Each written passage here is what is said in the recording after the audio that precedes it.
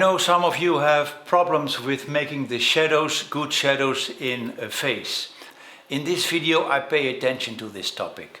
First I made for myself a black and white sketch to see what the tonal value will be, and that gave me the idea to make my portrait in a vignette way. What is a vignette? That means that the portrait itself, the face and the surroundings are painted in a disappearing way. Of course I can't use the white background, the white canvas, so I give it first a basic wash of some color. You will see how I do that. And I paint the face first in raw umber as an underpainting. Don't be afraid of the darks. Let's give it a try. This time I will make the underpainting in oil paint, raw umber.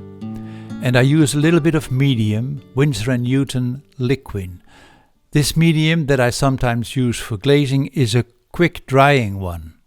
I want to continue painting tomorrow, so that's why this medium. In a very simple way I block in the main planes. Also I give the face a thin layer of paint as a preparation for the shadows. Some indications of the eyebrows and the eyes, that's all I need. As I said, I want to leave the background untouched, but I do need an overall tonal value. I make this from a combination of these colors. I dilute the paint with a lot of terps, the same that I use to rinse my brushes.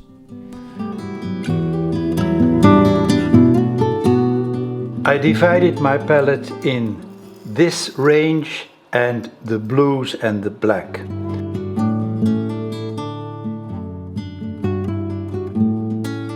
First I make an extra green with yellow ochre and viridian green, because I need a more lighter green. I put it over there. Shadows are made out of reds and greens. Sometimes to make it a little bit lighter, some white. Let me make first the darkest shadow. Transparent oxide red and viridian green. That's really the darkest shadow.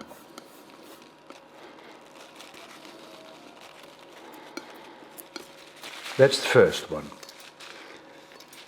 Let me see what happens if I make a shadow of these two. Now, this is too much red, so adding green knocks it down. And as you remember, deep shadows are hot. Maybe a touch of green more. Now, if you need, let me mix this a little bit so you can see the string. If you need a lighter shadow than this, look what happens if I add a touch of white. You see, it makes it dull. And to repair that, I add some of this red, and once again this green. So I did not use any black or blue in the shadow. Now it depends also on the model what color you need. For the light skin tones, also an easy one, white, terra rossa. I showed this also in the other video. A touch of yellow ochre. Also, once again, it depends on your model. A lighter one and more light. If I need more yellow ochre, I can add it easily or make it more red with one of these. So this is the basic approach for my skin color, the shadows and the light ones.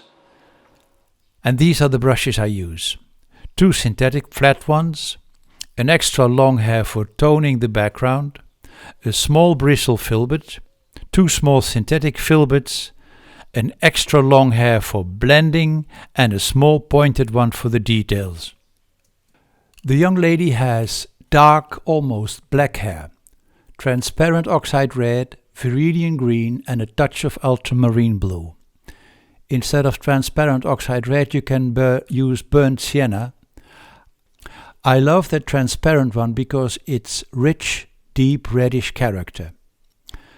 I make a mauve mixture out of ultramarine blue and alizarin crimson. Adding white, it makes a lovely purplish color that I often use in lights on the hair, even in blonde hair.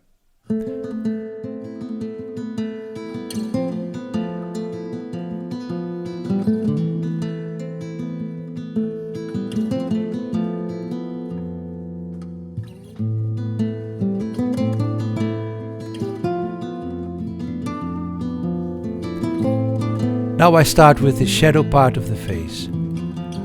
I want my shadows to be warm. I know that some of you have difficulties with analyzing the shadows, not only when you paint from a photograph. You see a dark color, but what is in it? Don't make it too complicated. It's a sort of brown that you see. Well, brown is a combination of red and green. Mix these two. If it's too reddish, add green. If it's too greenish, add red. As long as you don't add black or blue, you are safe. These two are dangerous. Often they make the color dead and implausible. Remember, it's easier to knock down a bright color than to bring back alive a dead one. Our job is to create a powerful portrait, not an uncritical copy of the photograph. I explained to you already that the likeness is mainly based on applying the right tonal values. Carefully check this dark-light balance. There are at most 10 steps from light to dark. If they're in the right place in the portrait, applying color will be much more easy.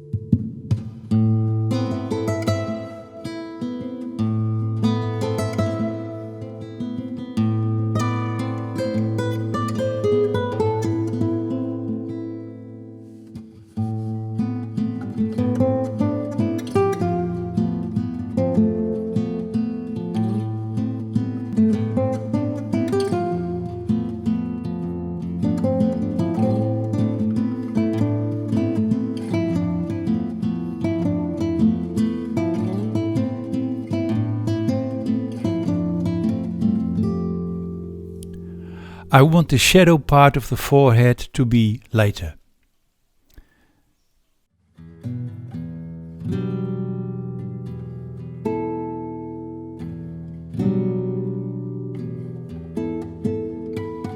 And I already indicate the reflected light on the cheek.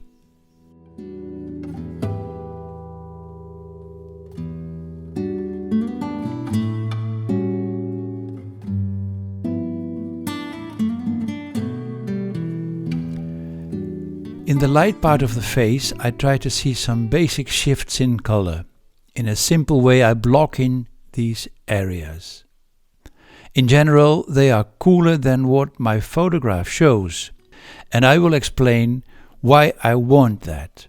The warm-cool contrast in a portrait is a very interesting one.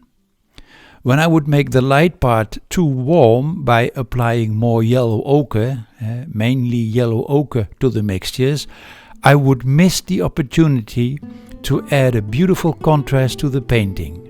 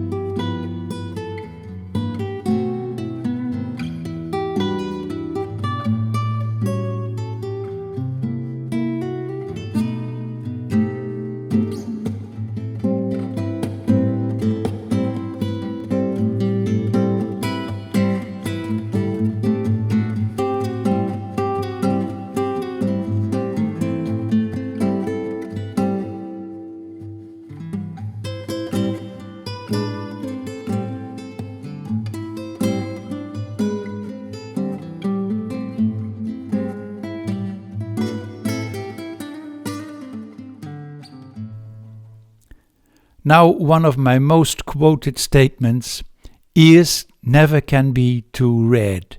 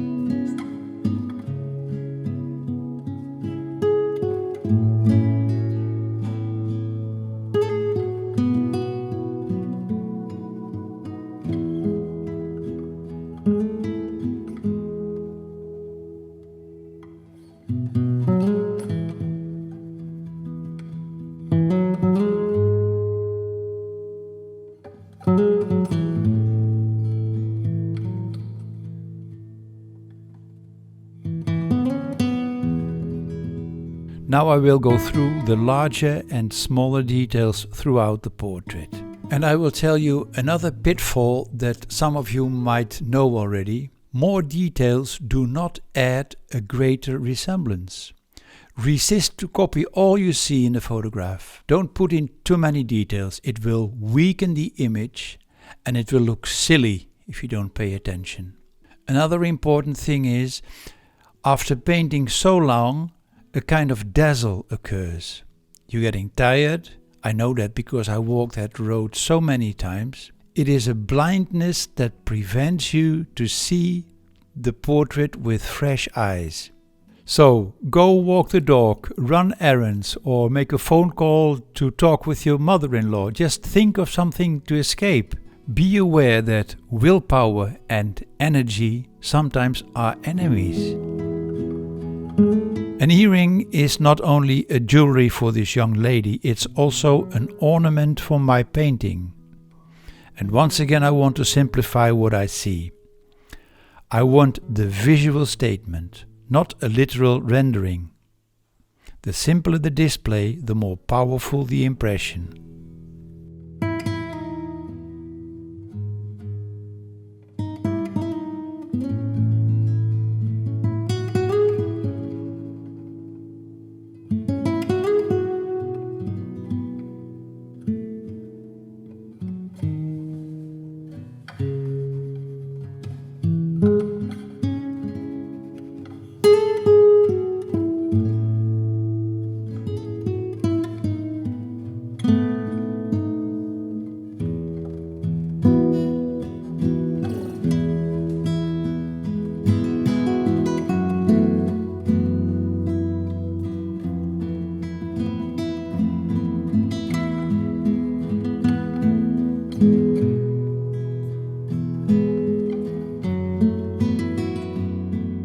Well, thank you for watching. Next time I make a video about cool and warm colors, also a topic that some of you don't understand. Stay safe, keep painting, and see you next time.